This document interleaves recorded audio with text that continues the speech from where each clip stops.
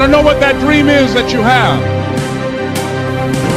I don't care how disappointing it might have been as you've been working toward that dream.